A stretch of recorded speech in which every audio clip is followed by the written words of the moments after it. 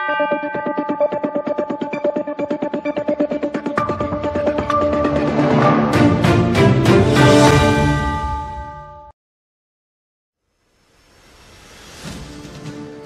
adanya dugaan tindakan pidana penganiayaan terhadap oknum wartawan tabloid Belitung Berdua, Arya, puluhan wartawan adakan aksi solidaritas damai di Bundaran Sakam. Keberadaan kasus tersebut sejauh ini sudah dilaporkan ke pihak Polres Belitung Timur pada pukul 13 waktu Indonesia bagian Barat dengan didampingi oleh kuasa hukum tabloid Belitung Berdua, Mahriani SH, dan pimpinan redaksi tabloid Belitung Berdua, Usnani. Terjadinya perihal tersebut berawal terkait adanya pemberitaan daripada aktivitas penambangan minyak timah ilegal yang berlokasi di Desa Sukamadi, Kecamatan Damar, Belitung Timur. Sebelumnya puluhan penambang di lokasi tersebut sempat ditertibkan oleh tim gabungan yang terdiri dari Garpol Kementerian Lingkungan Hidup dan Kehutanan, Bareskrim Polri, dan Pospom TNI pada Selasa 1 Maret 2022 yang lalu. Guna menyikapi tabel kronologis terjadinya perihal tersebut, tim media HI News TV Official mencoba melakukan konfirmasi pada salah seorang saksi mata yang bernama Salis, yang merupakan seorang wartawan dari media Peduli Rakyat. Berdasarkan informasi yang kami terima bahwa Pak Salis ini merupakan salah satu saksi yang diajukan oleh pihak korban Arya ataupun Ari. Apakah itu benar? Oh, benar.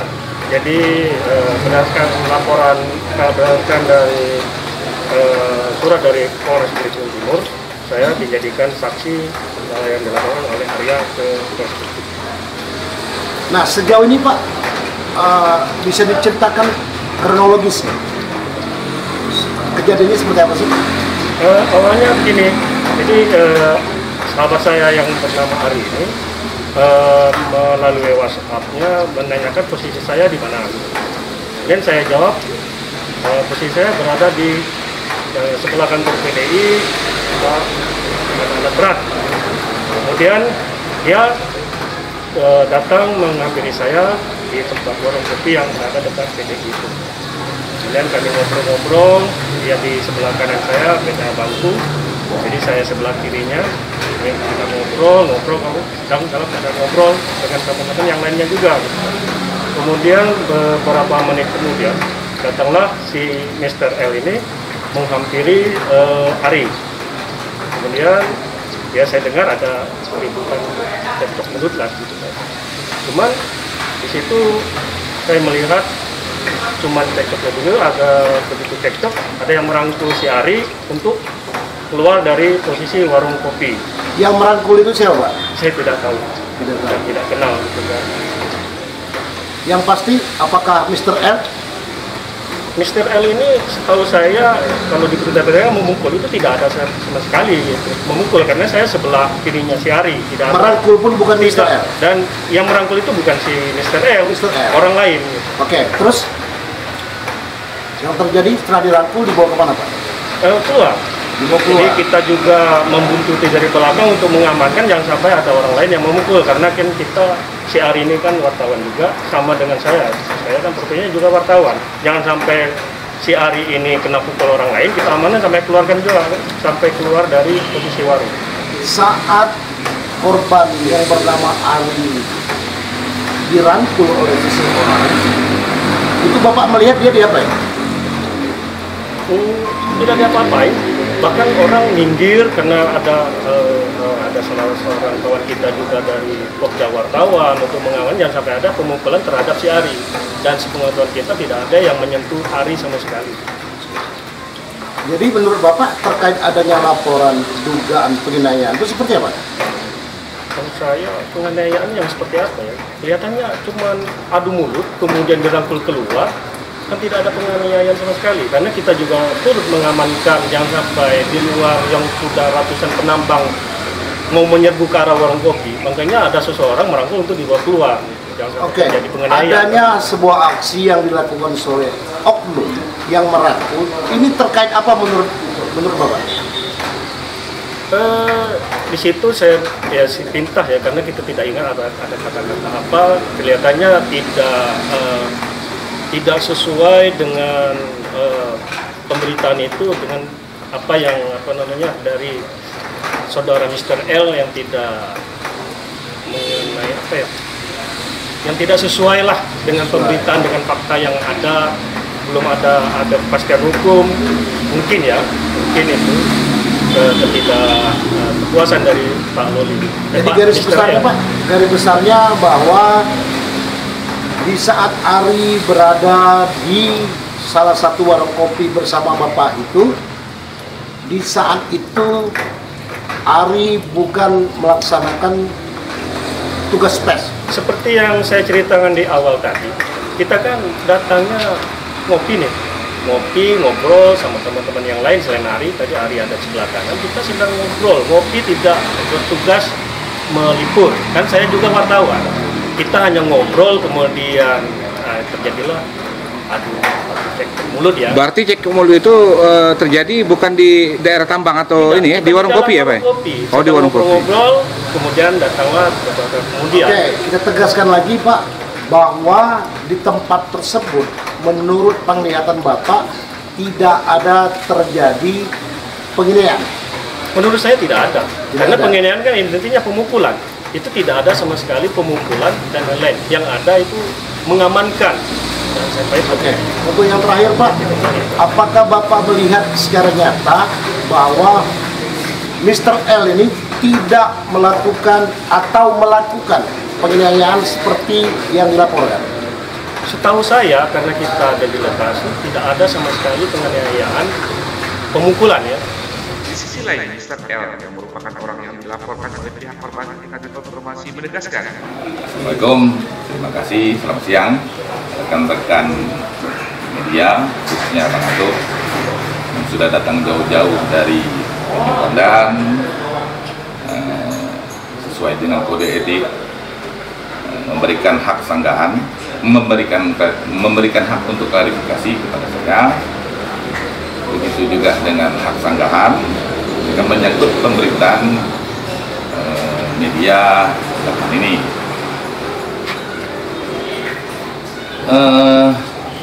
Yang pasti ini sebenarnya agak mengganggu, tapi mau tidak mau kita harus lakukan ini agar tidak terjadi penggiringan opini publik, penghakiman seolah-olah saya sudah pasti salah.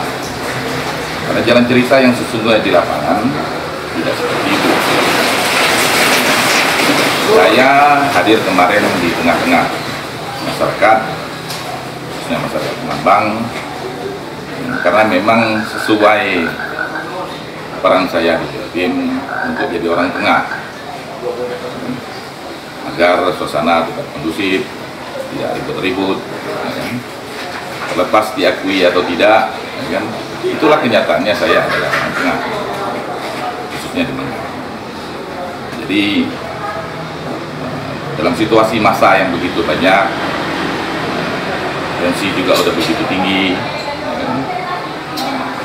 Tidak ada bisik-bisik masalah pemberitaan yang sebelumnya menyangkut salah seorang bank yang diceritakan oleh rekan kita saya tahunya ada Ari namanya, belakangan saya baru tahu namanya Arya, bahwa dia sudah memberitakan tentang salah seorang penambang dengan menyebutkan nama yang cukup jelas.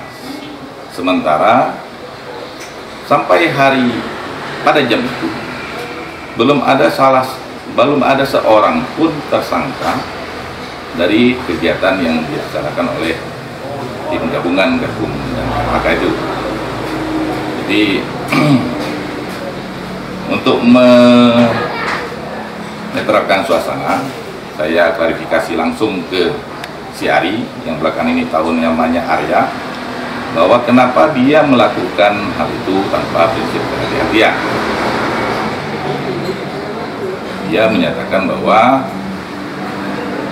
apa yang dia tulis berdasarkan hasil penelusuran di lapangan. Jadi saya bilang ya harusnya tidak boleh begitu, karena belum ada seorang pun tersangka dalam masalah ini. Jangan kita pula jangan sampai seorang Ari sebagai pihak media malah membuat keruh suasana untuk hal-hal yang masih menyangkut kepentingan orang banyak. Saat itu masa sudah mulai panas, sudah mulai segala macam teriak-teriak, ya kan? Dan si Arya ini ngotot, gitu kan? Nah, kalau saya mau memberitakan seperti itu mau apa? Saya mau nggak usah nantang-nantang urusan begini. Ini menyangkut orang banyak. Nah, entah gimana ceritanya, dari belakang masa yang salah satu orang masa mungkin sudah gregetan atau gimana, merangkul seorang Ari itu untuk dibawa ke tengah kerumunan massa. Ari sempat melakukan perlawanan dan terlepas, kan, oleh aku ambil Arinya, aku tarik Arinya, aku suruh pulang, daripada dia di massa. Saya bisa pastikan tidak ada satu kali pun pemukulan yang dilakukan oleh saya dan oleh massa. Jadi jangan diputar balikkan jalan ceritanya. Saya tidak tahu, ya kan? Apakah seorang Ari atau Arya ini mau mencari sensasi atau gimana? Saya tidak tahu. Tapi yang pasti pernyataan saya ini itu yang sebenar-benarnya terjadi. Jadi sampai kemanapun saya akan tetap pertahankan pernyataan saya. Nah, sejauh ini kan berdasarkan pemberitaan yang ada bahwa terkait adanya kasus ini, pihak dari Ari melalui pengacaranya sudah melaporkan kasus ini ke Polres Belbin. Apakah Pak Loli sendiri mengetahui? Ya pasti saya sudah tahunya pun memang belakangan. Jadi media Belitung Bertuah sudah lebih dahulu memberitakan itu, baru pihak Polres menghubungi saya. Jadi bahwa ada laporan yang menyangkut seorang yang bernama Arya melakukan pelaporan dianiaya oleh saya, sudah menyiapkan saksi-saksi. Jadi saya menunggu saja kapan saya dipanggil dan minta keterangan. Jadi itu yang bisa saya informasikan. Untuk sekali lagi Pak, untuk penegasan bahwa apa yang terjadi sebenarnya tidak seperti yang dilaporkan. Seperti apa ini? Saya berani bersumpah demi apapun, ya kan? Dan seorang Arya boleh hadirkan ratusan saksi yang bisa memberatkan saya kalau memang seperti itu adanya. Saya pastikan saya tidak ada lakukan pemukulan. Jelas Pak, tidak ada pemukulan Pak. Tidak, ya kan? Dan dia pulang dalam keadaan mulus dan selamat. Saya tidak tahu kalau tiba-tiba dia balik ke Tanjung Pandan, ya kan, berlaku kayak Ratna Sarumpait itu, ya kan, mukul dirinya sendiri atau apa, ya kan? Yang saya pastikan itu tidak ada. Yang jelas tidak ada itu Pak. Dari Pak Loli sendiri, apakah memang tidak ada punya niat untuk menghalangi fungsional tugas pers itu sendiri? Ya, saya ini di Beltim ini, ya kan, terlepas diakui tidak diakui, saya ini banyak membina kawan-kawan LSM, wartawan. Jadi saya tahu betul tugas pokok mereka, ya kan? Jadi apa yang saya tanyakan ke seorang Arya itu adalah sifatnya normatif saja, ya kan? Bahwa fungsi media adalah kontrol sosial, memberitakan yang sebenar-benarnya, bukan malah sebaliknya. Jadi kita memberitakan suatu fakta yang jelas, yang valid. Jangan belum apa-apa kita sudah melakukan penghakiman publik, menggiri opini publik. Itu yang saya tidak mau. Jadi saya pastikan, terlepas diakui tidak diakui keberadaan saya di Belbin sebagai orang yang banyak membina kawan-kawan media dan LSM, saya rasa ini sebuah tuduhan yang tendensius, dan ini terus terang agak membuat saya kecewa juga, karena saya selama ini selalu welcome dengan kawan-kawan media maupun kawan-kawan LSM. Oke Pak, seperti yang diceritakan dalam sebuah pemberitaan online itu bahwa di kejadian itu di saat apakah memang dia sedang melakukan aktivitasnya sebagai jurnalistik atau tidak? Tidak, dia saya lihat masih dalam posisi ngopi, masih bercengkrama lah, mungkin ngobrol-ngobrol ringan dengan rekan-rekan media Beltim. Jadi tidak ada sama sekali menyatakan mengganggu, ya kan, menghalang-halangi. Karena saya juga sebenarnya tidak punya kepentingan untuk itu. Ya kan? Saya hadir di sana agar masa tidak ribut-ribut, itu aja. Oke. Muara daripada pembicaraan antara Ari di saat di warung kopi dengan Bapak itu kan berawal dari adanya sebuah pemberitaan. Nah, menurut versi Bapak, pemberitaan itu benar atau salah, dan atau sudah mengikuti kode etik jurnalistik yang ada? Kalau bicara kode etik, ya tentu banyak kode etik yang harus kita patuhi kalau seandainya memang kita menjadi seorang anggota media. Jadi klarifikasi yang seperti Bang Atuk dan kawan-kawan media lainnya lakukan hari ini, itu salah satu bagian dari kode etik. Jadi klarifikasi dulu, betul-betul prinsip kehati-hatian memberitakan segala sesuatu itu harus dilakukan. Kemarin itu betul-betul menyatakan sudah menulis nama seseorang. Jadi nama orang yang ditulis itu bukan singkatan, tapi nama ini sudah dikenal luas oleh masyarakat Jawa Timur. Jadi bukan singkatan. Jadi itu yang saya sesali, sementara belum ada seorang pun tersangka. Bahkan dalam waktu 2 kali 24 jam belum ada tersangka seorang pun kemarin itu. Jadi itu yang patut kita sayangkan, dan saya komplain, ya kan, mewakili kawan-kawan juga, agar prinsip kehati-hatian dalam memberitakan sesuatu itu betul-betul dijalankan, sedapat mungkin kode etik jurnalistik juga dilakukan. Jadi seperti itu. Di sisi lain, Pak Heni SH selaku kuasa hukum korban ketika dikonfirmasi awak media menjelaskan, Bu, berdasarkan informasi yang kami terima terkait adanya dugaan tindak pidana yang dilakukan oleh salah satu oknum terhadap wartawan yang bernama Ari, Ibu merupakan kuasa hukum ya terkait masalah ini. Ya. Boleh dijelaskan, Bu, kronologisnya seperti apa? Oh, ya. Begini ya, sebelumnya saya ingin sampaikan bahwa tentang keterkaitan saya di dalam perkara ini berkaitan dengan keberadaan Belitung Betuah, dan susunannya pertama saya memang adalah penasihat hukumnya di Belitung Betuah ya. Nah, jadi mulai dari sejak awal terbit bahwa saya sudah tergabung di dalam susunan kepengurusannya. Oleh sebab itu ketika kejadian ini ada, kami punya rasa tanggung jawab yang besar sekali untuk mengangkat harga diri dari Belitung Betuah, bagaimana yang terbaik terhadap perbuatan atau tindakan-tindakan dari oknum yang istilahnya mencederai perasaan profesi di sini. Kami menilai di sini adalah profesi. Tindakan ini melukai perasaan profesi wartawan.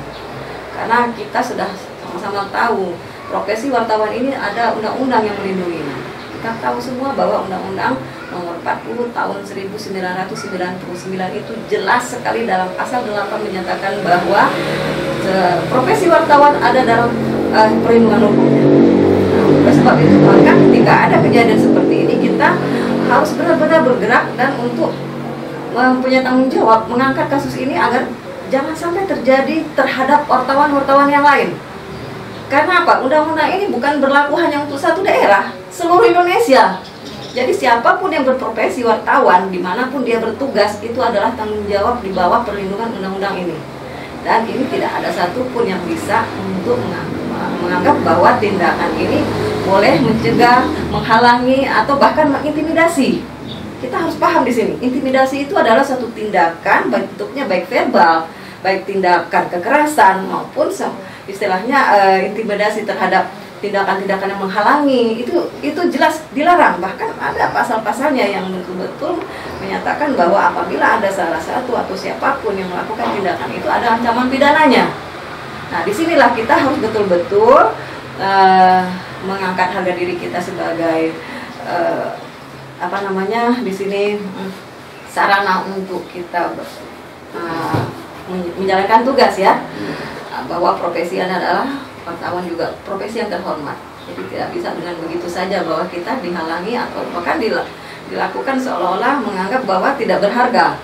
Nah, ketika ini terjadi apalagi dalam masa bertugas, itu ada betul-betul harusnya mereka memberikan peluang. Ada undang-undang lagi yang mendukung tentang undang-undang keterbukaan informasi publik. itu pun jelas bahwa ada bagian pasal dari undang-undang yang menyatakan bahwa setiap tindakan yang menghalangi ada tindakan pidananya di situ. Ya. Sejauh ini Bu, apakah benar terkait adanya dugaan penganiayaan tersebut, kasus ini sudah dilaporkan ke pihak Mapolres Beltim? Sudah, kemarin kita pada waktu mendapatkan berita dari saudara Ari, itu sekitar jam berapa ya, setengah 10 pagi ya, dapat telepon bahwa jurnalis kita datang ke lokasi untuk meliput berita. Kemudian terjadi insiden seperti itu, kami sudah mendapat berita, langsung jam-jam 10 kami meluncur ke Beltim, kemudian kita mencoba dulu menggali apa kejadian yang sebenarnya, dan kita melihat bagaimana peluang-peluang pidana yang masuk, sehingga kita jangan sampai istilahnya kalau kata orang Belitung bilang sembarang mengambil sikap gitu ya.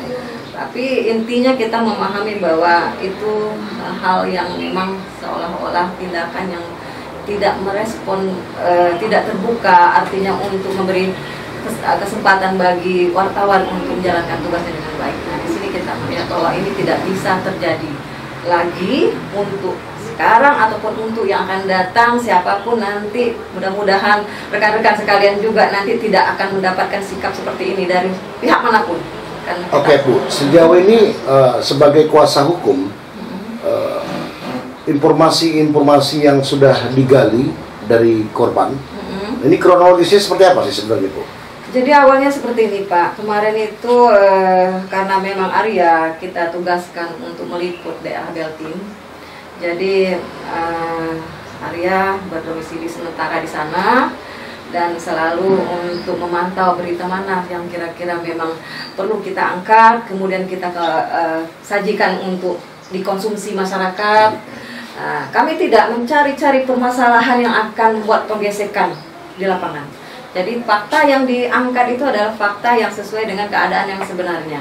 Dan kami juga tidak mencari masalah dengan siapapun sebenarnya, karena tugas kami di sini bukan mencari masalah, tapi istilahnya kami menjalankan tugas. Kami harus mengangkat berita bahwa kami punya moral, tanggung jawab moral ya, karena Belitung itu harus menyajikan berita setiap seminggu sekali harus terbit. Nah, jadi hal-hal yang berkaitan dengan berita yang menarik tentu saja semua rekan pasti berminat untuk menjadi menjadikan bahan tersebut konsumsi masyarakat kan. Nah, disitulah. Kemudian kemarin karena tugas pagi itu memang ada rencana untuk meliput kembali. Kemudian Arya menujulah lokasi. Sebelumnya memang bertanya dengan ada teman katanya yang di sana, teman wartawan juga, karena udah di lokasi, kemudian datang.